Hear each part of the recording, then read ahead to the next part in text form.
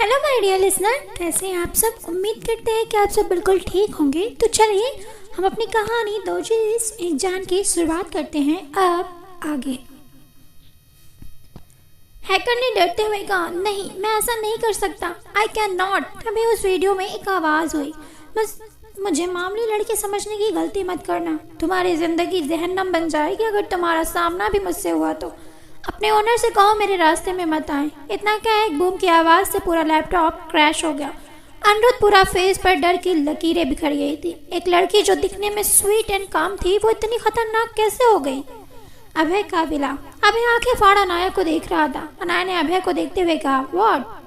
अभय ने कहा, होश में आ गई। अभय का बचकाना सवाल सुन अनाया ने अभय के गालों पर एक झन्नाटेदार थप्पड़ जड़ दिया। उस थप्पड़ से अभय के सारे जबड़े हिल गए। अनाया ने विल स्माइल करते हुए कहा, हाँ आई होप अब आप होश में आ गए होंगे। अभय बिना पल के झपकाए अपने हाथों को अपने गालों पर रख लिया और कहा, ये क्या था, आपने मुझे थप्पड़ क्यों मारा। अनाया सोफे पर बैठते हुए कहा, आपको ट्रेलर दिखाया, कल आप बिल्कुल इसी तरह एलेक्स के सामने मुझ पर हाथ उठाएंगे, ऐसा थप्पड़ कि मेरे ये गालों पर आपकी उंगलियों के निशान झलक आए। अनाया ने जैसे अपने वर्ड कंप्लीट किया, अभय ने कहा, आप पागल हो गई हैं, मैं ऐसा कुछ नहीं करूँगा, समझ आया आपको। मैं इस प्लान को यहीं रोकता हूँ, मैं आपके साथ कोई भी मिसबिहेव नहीं करूँगा, मैं इस मिशन को यहीं छोड़ता हूँ। मुझे ये मिशन नहीं करना। प्यार करती हैं अगर एलेक्स से तो लाइना प्यार करती है अगर एलेक्स से तो वो उसे दर्द मिलेगा जो सभी को मिलता है।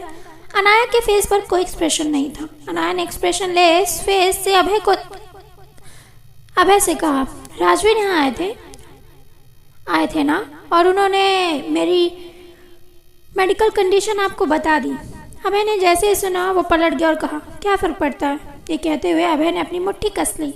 अनाया उसके सामने आते और कहा, बहुत फ़र्क पड़ता है, मैं अनाया सिंघानिया हूँ, मुझे लोगों की तरस या सिंपैथी नहीं चाहिए, मेरे लिए मौत कोई मैटर नहीं करती, मेरी ज़िंदगी जब तक है मैं ऐसे जीऊँगी जैसे अभी शुरू हुई है। अभय, मैं नहीं चाहती कि कोई मुझ पर तरस खाए, मैं नफरत करती हूँ ये तरस जैसे वर्ड से। आप जानते हैं मैं चाहती तो अनिरुद्ध को माफ़ कर सकती थी, लेकिन मैंने नहीं किया। क्यों? इसका जवाब ढूंढिए, आपको सच पता चल जाएगा कि मैं कौन हूँ। इतना कह अनाया ने टेबल पर रखे की को उठाया जो उसके बुलेट की थी, जो राजवीर लेकर आया था। अनाया ने कहा, मैं मिशन करूंगी, मैं कायर नहीं जो अपने कदम पीछे करूं, अगर आप मेरा साथ नहीं भी देंगे तो भी मैं करूंगी, क्योंकि मैं हूँ, पीछे हटना मेरी आदत नहीं, शायद ये मेरे खून में है। इतना कह अनाया वहां से निकल गई। अभय ने अपने दिल के पास अपने हाथ रख लिया और कहा, क्यों, आखिर आप ऐसे क्यों हैं। मैं आपसे दूर जाना चाहता हूँ, आप मेरे उतने ही करीब आ रही हैं। इस मिशन में मैं जीत के हार जाऊंगा, क्योंकि मैं आपको पाके भी खो दूंगा। इस मिशन के बाद आपके और मेरे रास्ते हमेशा के लिए जुदा हो जाएंगे। सुबह 10 बजे राजवीर अनाया की फोटो के सामने खड़ा उसे बहुत ही ध्यान से देख रहा था। तभी पीछे से किसी ने उसके शोल्डर पर अपना हाथ रखा। राजवीर ने अपने आंखों के आंसू को अपने आंखों में रोकते हुए पलटते हुए कहा, डैड आप यहाँ। अद्विक जी ने लंबी सांस ली और कहा, आई एम सॉरी, और एक झटके में राजवीर को अपने सीने से लगा लिया। राजवीर ने लंबी सांस ली और कहा, डैड बहुत देर हो गई हम दोनों के बीच की दूरियां खत्म होने में। आप जानते हैं आप गलत हैं, लेकिन अपनी जिद में आपने सब खत्म कर दिया। आपको अनाया को अब सच बता देना चाहिए कि अनाया के मॉम डैड की डेथ आपकी कार से हुई थी। आप अनाया को किसी अनाथ आश्रम से नहीं बल्कि उस रोड से लेकर आए थे जहां आपकी कार से उस बच्ची के माँ बाप को छीन लिया। आपको अनाया को बता देना चाहिए, डैड वो एक्सीडेंट जरूर था, लेकिन कार आपकी थी, गलती आपकी थी। प्लीज डैड, मैं इस बोझ के साथ अब और नहीं जी सकता। 21 साल से मैं इस बात को अपने सीने में दफन किए जी रहा हूँ। मुझे हर एक दिन हर एक पल ऐसा लगता था जैसे उसकी खुशियों का कातिल हूँ मैं। उसके साथ सिंपैथी करते करते कब उससे इतना प्यार कर बैठा ये मुझे एहसास नहीं हुआ। अद्वैत जी दूर हुए और कहा, मैं नहीं कर सकता, वो पहले ही इतना सब कुछ झेल रही है, नहीं उसे सच बता सकता। ये एहसास नहीं दिलाना चाहता कि जिसको उसने गले लगाया था उस इंसान ने उसके पीठ में धोखेबाजी का खंजर मारा है। कॉपरेशन। अनिरुद्ध ऑफिस में इधर उधर घूम रहा था। उसका दिल अब बेकाबू हो चुका था। वो बस अनाया से मिलना चाहता था, किसी भी हालत में वो अनाया को देखना चाहता था। दूसरी तरफ अपने पैलेस में बैठा एलेक्स बस अनाया के ख्यालों में खोया हुआ था। जब से वो वापस आया था तब से उसकी आंखों के सामने बस अनाया की आंखें घूम रही थी, जिन आंखों में उसे एक तूफान नजर आ रहा था। एलेक्स ने अपने लैपटॉप पर अभय के बारे में सर्च करना शुरू किया। उसने जैसे ही शुरू किया सभी जगह एक सिक्योरिटी कोड लगा हुआ था। एलेक्स ने गुस्से में अपने लैपटॉप को साइड में करते हुए कहा, व्हाट द फक, ये सिक्योरिटी क्यों लगी हुई है? मतलब ये आदमी कोई नॉर्मल बिजनेसमैन नहीं है। Fuck fuck fuck.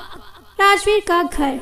राजवीर ने कहा, डैड अगर आप नहीं बताओगे तो मैं बता दूंगा, क्योंकि मैं इस बोझ के साथ मरना नहीं चाहता। मैं अनाया को जिंदगी देना चाहता हूँ और इसके लिए मैं अनाया को सच बताऊंगा। डोर के पास खड़ी अनाया किसी बर्फ की तरह फ्रीज हो गई थी। उसके कानों में एक एक शब्द किसी खंजर की तरह चुभ रहे थे। उसकी पूरी दुनिया आज उजड़ गई थी। उसे समझ नहीं आ रहा था कि उसके साथ ही क्या हो रहा है।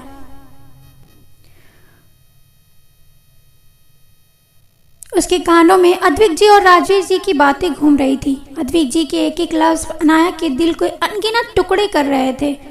अनाया ने जिस इंसान पर सबसे ज़्यादा भरोसा किया था, जो उसी इंसान ने उसके भरोसे का खून कर दिया था, आज उसकी तरफ खड़ी सारी प्यार की दीवार किसी कांच की तरह टूट के बिखर गई। आज वो चाह के भी किसी पर भरोसा करने को तैयार नहीं थी। अनाया के कदम लड़खड़ा गए। अनाया के हाथ थर थर काँप रहे थे। उसके दिल में हो रहे दर्द से वो डील नहीं कर पा रही थी। अनाया ने अपने कदम पीछे कर लिया और वहाँ से किसी बेजान गुड़िया की तरह चलते चलते रोड पर आ गई। वो इतनी गुम हो गई कि उसे यह ख्याल नहीं आया कि ट्रैफिक लाइट क्रॉस करने वाली बंद होने वाली है। वो सड़क पर चलती ही जा रही थी। तभी कार में बैठे अभय की नज़र जैसे ही पड़ी, उसने शॉक होते हुए कहा, अनाया। तभी अचानक से ग्रीन लाइट ऑन हो गई। ग्रीन लाइट ऑन होते ही अभय ने कहा, ओ नो। अभय ने किक से अपनी कार का डोर ओपन किया और तेजी से अनाया की तरफ भागा। अचानक से एक कार ने अनाया को हल्का सा साइड किया और जैसे ही दूसरी कार अनाया को हिट करने वाली थी, तभी अभय ने अनाया की कलाई को पकड़ लिया और उसे एक झटके में अपनी तरफ खींचा। और जैसे उसने अनाया का फेस देखा, उसके फेस के सारे रंग उड़ गए। अनाया का फेस एकदम से पीला पड़ चुका था। उसकी आंखों में अजीब सी बेचैनी थी। उसकी आंखें लाल थी। ऐसा लग रहा था कि उसने अपनी आंखों में खून को रोक दिया हो। अनाया जैसे ही अपनी कलाई पकड़ने वाले इंसान को नज़र उठा के देखा, वो एक झटके में उसके सीने से लग गई और दूसरे ही पल बेहोश हो गिर गई। अभय को समझ नहीं आया कि ये क्या हुआ।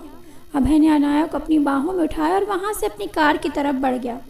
हॉस्पिटल, डॉक्टर का कैबिन। डॉक्टर सिंह, इनकी क्या कंडीशन है? डॉक्टर ने कहा, मिस्टर अभय, इन्हें किसी बात का शॉक लगा है जिसकी वजह से इनका बीपी डाउन हो गया है। हमने आईवी लगा दी है, नॉर्मल हो जाएंगे, लेकिन मैं आपको एडवाइस देना चाहूँगा, इनकी जो कंडीशन है वो बहुत ही क्रिटिकल है। अगर ऐसा कई बार हुआ तो हम फिर कुछ नहीं कर पाएंगे।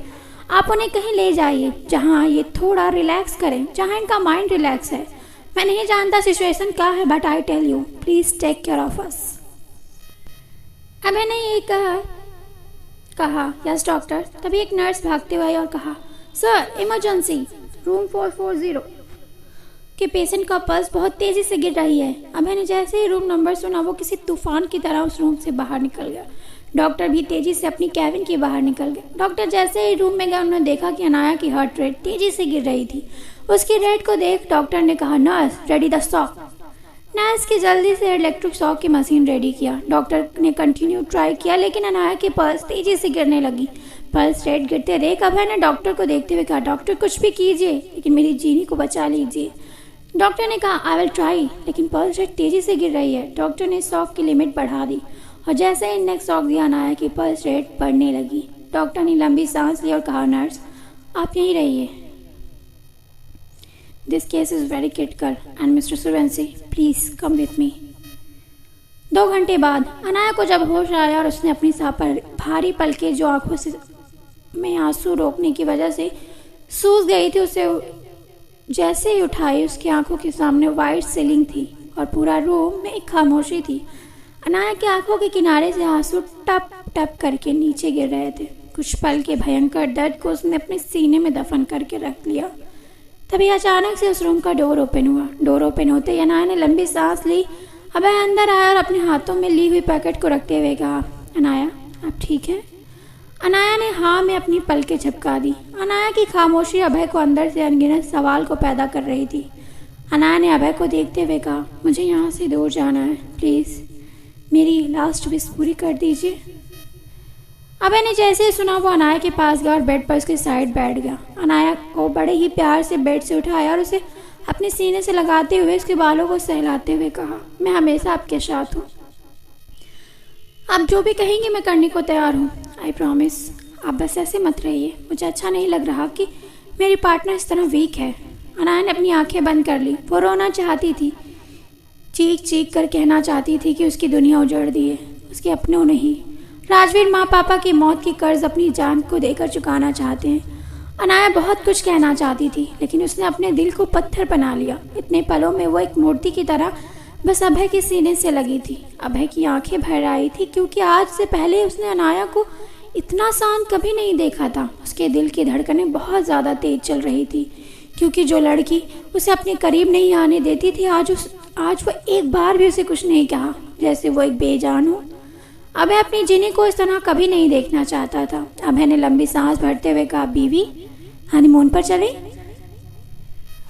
तभी अचानक से रूम का डोर ओपन हुआ। रूम का डोर ओपन होते अनाया ने जैसे अपनी नजरें उठाई, उसकी आंखों के राजवीर और अद्विक जी खड़े थे, जिन्हें देख उसे वो सब पल धोखे की निशानी लग रही थी, जो पल उन्होंने एक साथ बिताए थे बचपन में। यानी कैसी आंखों पर रखना, उसका ख्याल रखना, वो सब बस एक उनका गिल्ट था। अनाया ने अपने अंदर के जख्म को अपने अंदर दफन कर उसे नासूर करने लगी। अनाया ने एक झटके में अभय को टाइटली हक किया और अपनी आंखें बंद कर अभय के कानों में धीरे से कहा, प्लीज़ मुझे यहाँ से ले चलो, मुझे किसी से नहीं मिलना, मैं किसी को नहीं देखना चाहती, प्लीज़ प्लीज़। अनाया को इस तरह रिएक्ट करते देख अभय ने अपना सिर हल्का सा पीछे किया तो उसने देखा कि राजवीर और अद्विक जी खड़े थे। अभय ने कहा, सॉरी प्लीज़, हमें कुछ देर के लिए अकेला छोड़ दीजिए। राजवीर, डॉक्टर ने अनाया को किसी से भी मिलने से मना किया है। आई होप आप समझ रहे हैं। प्लीज़ जब अनाया स्टेबल हो जाएगी मैं उसे आप लोगों से मिला दूंगा। मैं अनाया को लेकर दुबई जा रहा हूँ, क्योंकि डॉक्टर ने उसे इन सब माहौल से दूर रखने को कहा है। प्लीज़, मैं अपनी वाइफ के इस तरह नहीं देख सकता। इससे पहले राजवीर एक कदम बढ़ाता और कुछ कहता, अभय ने अपना हाथ उठा उसे रोक दिया और ना में अपना सिर हिला दिया। 2 घंटे बाद अनाया ने खुद को रूम में लॉक किया था। रूम के बाहर खड़ा अभय रूम को नॉक करते करते अपने हाथों को चोट पहुंचा ली थी, लेकिन ना तो अनाया रूम खोलने को तैयार थी और ना ही अभय जाने को तैयार था। अभय के हाथों से खून रिस रहा था। अभय ने गुस्से में अपने एक एक वर्ड को चबाते हुए कहा, मैंने कहा डोर ओपन करिए अनाया, अब बस बहुत हुआ। अगर डोर ओपन नहीं किया तो मैं डोर तोड़ दूंगा। अभय जैसे डोर तोड़ने को हुआ, अचानक से डोर ओपन हो गया। डोर ओपन होते ही अभय जैसे अंदर गया, उसने चीखते हुए कहा, पागल हो गई हो, क्या कर रही हो आप? ऐसा क्या हुआ है कि आप खुद को लॉक करके बैठी हैं? एक सिर्फ मेरे दीवानगी मत कीजिए। अंडू से प्यार करती हैं तो उसे माफ कर दीजिए। उसके लिए खुद को तकलीफ क्यों दे रही है? आप भूल जाती हैं क्या कि आप कौन हैं? इससे पहले अभय कुछ और कहता, एक जोरदार थप्पड़ उसके गालों पर पड़ा। अभय की आंखें बड़ी हो गई और वो एकदम से खामोश हो गया। अनाया ने आंसू भरी आंखों से अभय को देखते हुए कहा, मुझे नफरत है अनूर सिंह ओबराय से। मैं अनाया सिंघानिया, वो लड़की जिसके लिए उसकी सेल्फ रिस्पेक्ट से बढ़कर उसका प्यार नहीं है। दोबारा उसका नाम भी मेरे साथ मत जोड़िएगा। उससे इतनी नफरत करती हूँ कि मैं उनको अब देखना भी नहीं चाहती। ये क्या? अनाया पलट गई। अनाया के पलटते ही अभय ने लंबी सांस ली और आगे बढ़ पीछे से उसे अपनी बाहों में बैठ लिया और कहा, आप मुझे जितना मारना चाहते हैं मार लीजिए, लेकिन इस तरह अपने दर्द अपने अंदर मत रखिए। मैं जानता हूँ कुछ तो है जिससे आप लड़ रही हैं। आपकी आंखें सब कुछ बयां कर रही हैं। अनाया प्लीज़ बोलिए ना, एक बार मुझे मारना है तो मारो ना, जो करना है करो, लेकिन प्लीज़ ऐसे खामोश मत रहो। ना जाने क्यों अभय के एक एक वर्ड अनाया को सुकून दे गए। अनाया अभय के सामने मुड़ी और कहा, मेरा इस दुनिया में अपना कोई नहीं है। सब मेरे साथ दगाबाजी करते रहे और मैं बेवकूफ़ उसे प्यार समझ रही थी। कोई भी ऐसा नहीं है जिसने मुझसे सच में प्यार किया था।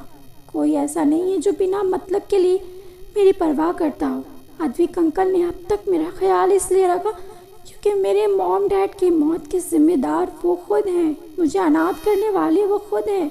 मेरे बचपन छीनने वाले वो हैं। अबे बताओ, मेरी क्या गलती है जो हर एक इंसान मुझे धोखे पर दिए जा रहा है? क्या मैं इतनी बुरी हूँ? बताओ ना अभय। अभय को एक शौक लगा था, क्योंकि अभी भी अनाया ने क्या कहा तो उसे बिल्कुल समझ नहीं आ रहा। अभय ने अनाया के बाजुओं को पकड़ा और अपने सामने करते हुए कहा, अनाया आप क्या कह रही हैं? आप होश में भी हो? अनाया ने अभय का कॉलर पकड़ चीखते हुए कहा। बताओ ना, मेरी क्या गलती है? मैंने जिस इंसान को अपना भगवान माना था, उसने मुझसे मेरा सब कुछ छीना। 20 साल से मुझे अंधेरे में रखा, कभी भी मुझे सच नहीं बताया। आज वो मुझसे सच छुपा रहे हैं। मुझे तकलीफ से बचाने के लिए मुझे उस आग में डाल दिया जिसमें मैं आज 20 सालों से जल रही हूँ। मैं कौन थी ये जानने के लिए मैं पागल थी। मैं खुद को अनाथ कहती थी, अपने मॉम डैड को बुरा समझती थी कि मुझे ऑर्फनेज में क्यों छोड़ा होगा उन्होंने, लेकिन मैं गलत थी। मैं झूठ की ज़िंदगी जी रही थी। अनाया ने अपने हाथों का मुक्का बना अभय के सीने पर मारते हुए कहा। क्यों, आखिर क्यों? बोलिए, मुझे लोग बेवकूफ़ क्यों बना रहे हैं? क्या मैं इंसान नहीं? मुझ में फीलिंग नहीं है? अभय की आंखों में आंसू टप टप गिर रहे थे। एक लड़की जो कभी अपनी मौत से नहीं डरी, आज उसके सामने टूट के बिखर रही थी। अनाया ने रोते रोते ज़मीन पर बैठ गई और उसके साथ साथ अभय भी ज़मीन पर बैठ गया। अनाया रोए जा रही थी। अभय ने अनाया के सिर को अपने चेस्ट पर रख लिया और उसके बालों को सहलाते हुए कहा, मैं हमेशा आपके साथ हूँ, कोई हो ना हो मैं साथ हूँ। मैं आपको कभी धोखा नहीं दूंगा। अभय ने जैसे ये कहा, अनाया अपनी आंसू से सनी पल के उठा अभय को देखने लगी। अभय भी उसे देख रहा था। दोनों निगाहें एक दूसरे से टकरा गई। अभय ने फॉरहेड को अनाया के फॉरहेड से लगाते हुए कहा, मैं आपको इस तरह वीक नहीं देख सकता। तभी अचानक से अभय और अनाया दोनों का फ़ोन रिंग होने लगा। फिर मिलेंगे एक नए पार्ट के साथ, तब तक के लिए बाय बाय। मैं बस इतना कहूँगी, आप सब कभी किसी पर भरोसा मत कीजिए, क्योंकि लोग आपको सिर्फ अपने मतलब के लिए इस्तेमाल करेंगे और अंत में यह एहसास दिला देंगे कि भरोसा करने की गलती आपने की थी। No one trustable in the world. कोई भी इस दुनिया में भरोसे के लायक नहीं है। मैं ये कहानी की बेस पे नहीं कहती हूँ, मैं फुल एक्सपीरियंस के साथ कह रही हूँ कि इस दुनिया में कोई भी इंसान भरोसे के लायक नहीं है। सब बस अपने मतलब के लिए एक दूसरे से अटैच होते हैं। बाय एवरीवन, फिर मिलेंगे एक नए पार्ट के साथ।